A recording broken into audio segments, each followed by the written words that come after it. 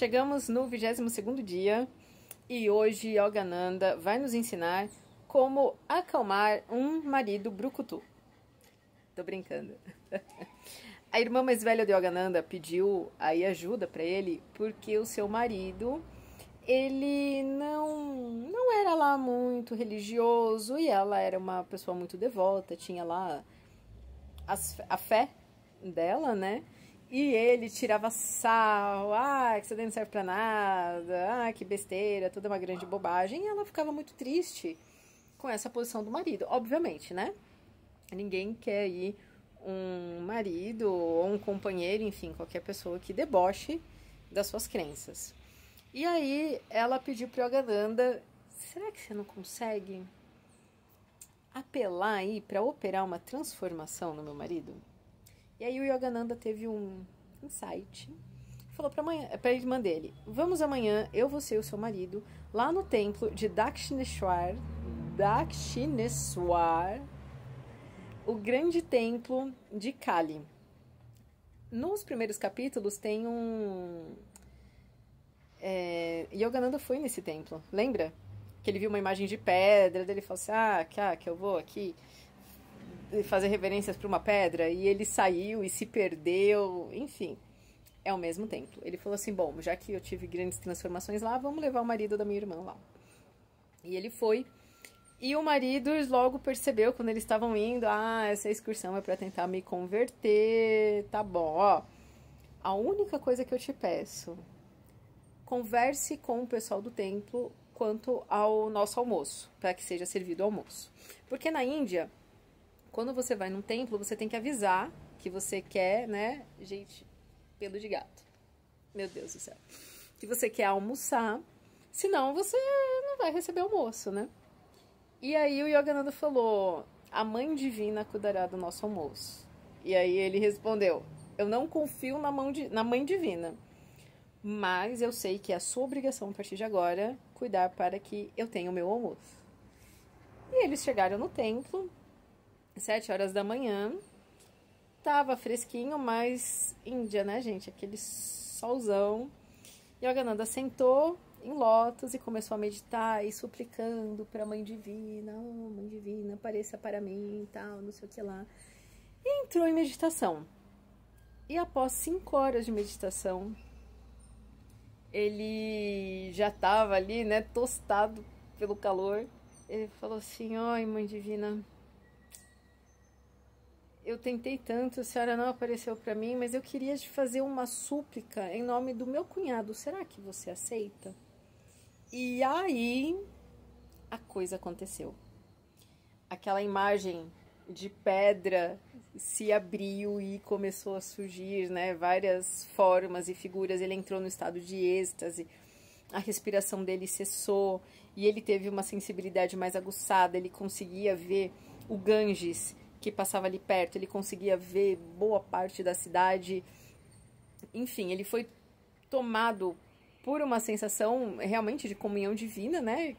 Que aqui a gente não vai conseguir descrever. E ele pediu para a Mãe Divina, Mãe Divina, será que você pode operar uma transformação no meu cunhado? E ela respondeu, foi a única vez, né, que ele ouviu ali, né, naquele momento a voz, e a voz da Mãe Divina falou assim, sim, vou te ajudar. E aí quando ele saiu daquele momento, né, de samadhi, por assim dizer, o cunhado já estava vindo atrás dele com o braço para cima e falando assim, seu tonto, você ficou 5 horas aí sentado, vesgo, porque quando meditam, os yogis trazem os 2 olhos aqui nesse ponto. E geralmente eles deixam os olhos semicerrados e olhando para cima. Você ficou aí 5 horas que nem um vesgo louco. E aqui, ó, o templo já fechou e o nosso almoço não foi servido. Você não conversou com ninguém, seu trouxa. E aí o Yogananda esbravejou. A Mãe Divina vai cuidar da nossa alimentação. Dele, quem é a Mãe Divina, o quê? E nisso veio um senhorzinho ali do templo e falou, eu percebi que você ficou, eu vi você e os seus convidados, né, chegando de manhã, e eu vi que você ficou várias horas em meditação, embora seja contra as regras aqui do templo, eu separei uma boa porção do almoço para você e para os seus acompanhantes. E aí, o cunhado de Yogananda ficou tão transtornado que ele até perdeu a fome. Enfim, voltaram para casa e aí, no dia seguinte, a irmã de Yogananda falou que alguma coisa havia acontecido com o marido dela. E ele falou: nós vamos transformar o nosso quarto num templo de meditação e eu vou me dedicar à senda espiritual até eu ter uma resposta da Mãe Divina.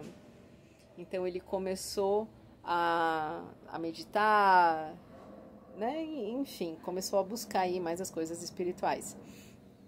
E depois de muitos anos ele teve uma visão da Mãe Divina, porque ele se tornou realmente assim, um buscador muito sincero. Mas a irmã de Yogananda, nessa época o marido dela não tinha saúde muito boa. E a irmã de Yogananda virou para ele e falou assim: irmão, como uma boa esposa hindu, eu vou morrer antes do meu marido. E aí o Yogananda ficou meio constrangido, meio consternado, né? Como assim? Mas ele sentiu que aquelas palavras eram verdadeiras. E 1 ano e meio depois, embora estivesse bem de saúde, a irmã dele acordou, colocou ali as roupas que ela usou no casamento. E aí o marido ainda perguntou: nossa, por que você tá, né, com essas roupas especiais? E ela falou que era porque aquele seria o último dia de serviço dela para ele na Terra. E passado alguns instantes, né, algumas horas ali, sei lá, ela teve um ataque cardíaco e morreu. E o filho tentando acudir e ela falando: que besteira, nem precisa chamar médico porque eu vou. Chegou minha hora, tô indo. E ela morreu. E um dia, visitando o cunhado, ele olhou pro... Isso assim, depois de muito tempo, né? Quando a irmã morreu, Yogananda já estava nos Estados Unidos. E uma vez, conversando com o cunhado estava olhando a foto da irmã, né? De Yogananda, né? Sua esposa, que tinha falecido. E falou assim: por que sorrir? Em breve estarei junto a você. E embora ele já tivesse recuperado sua saúde, passado um tempo ali, não muito longo, ele também faleceu. E foi-se junto para a irmã do Yogananda. E aqui, um detalhe, né? Primeiro, como eu costumo falar, o poder de mente. Aquilo que você pensa com fé, com convicção, você cocria. Inclusive a tua morte, né? Mas aqui não entendo que eles criaram, né? Que eles deliberadamente morreram. Mas eram pessoas que tinham aí uma busca espiritual, praticavam bastante meditação, então pode ser que eles intuíram mesmo que os dias dele por aqui já estavam acabando, né? Mas em aspecto, tô falando aqui de nós, pobres mortais, em aspectos de saúde e todas as coisas da nossa vida, a gente tem que tomar muito cuidado com o que a gente pensa e deseja, porque a gente realmente acaba atraindo essas situações. E agora um detalhe sobre essa questão da irmã do Yogananda, falar: não, como uma boa esposa hindu, eu vou morrer antes do meu marido, enfim. Há muitos séculos atrás, as mulheres, quando elas casavam e o marido falecia, e na Índia o costume é a cremação, quando o marido falecia, muitas mulheres se jogavam na pira da cremação junto com o marido. Filipinho, já adianto que isso não vai acontecer. Tá bom. Tanto que por muito tempo, em alguns lugares da Índia, agora na história mais recente, eles proibiam as mulheres de participar dos funerais com medo que elas fizessem isso, tá? Na Índia, a mulher ela tinha mesmo esse papel do cuidar do marido, dos filhos, um papel de muita submissão.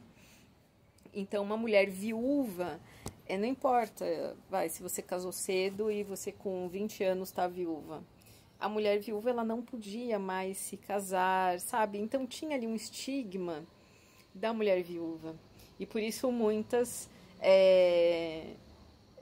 se sentiam, né, nessa coisa, tipo, eu pertenço ao meu marido, então se o meu marido morreu, Eu não tenho mais o que fazer aqui. E tinha essa questão de se jogar ali na pira da cremação. Graças a Deus, né? Isso daí acabou graças a Shiva, a Parvati, a Krishna, a Mãe Divina. Isso acabou. Mas aqui estamos falando do início dos anos 1900. Então, embora muita coisa tenha mudado na sociedade indiana, esse papel da mulher ainda submissa ao homem era muito forte.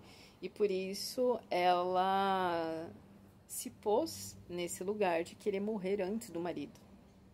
Enfim. Hoje, muita coisa mudou, né? Embora ainda esse formato seja muito forte lá. E aqui também, né? É que aqui a gente tem um pouco mais de liberdade, enfim. Mas hoje na Índia as mulheres têm grandes ocupações, grandes funções, as mulheres trabalham, muitas usam roupas no estilo ocidental, então não tem uma imposição. Então hoje a mulher indiana ela tem sim mais liberdade, mas ainda há alguns princípios, né, que são culturais. Então são coisas que pra gente a gente pode olhar e falar assim, nossa, que coisa absurda, mas a gente está falando de uma cultura, assim como muita coisa que a gente faz aqui para eles são absurdos. E é isso, muito bom. Templo de Dakshineshwar. Vou colocar na minha listinha. Quem sabe, hein? Ano que vem eu consigo voltar para a Índia e vou lá.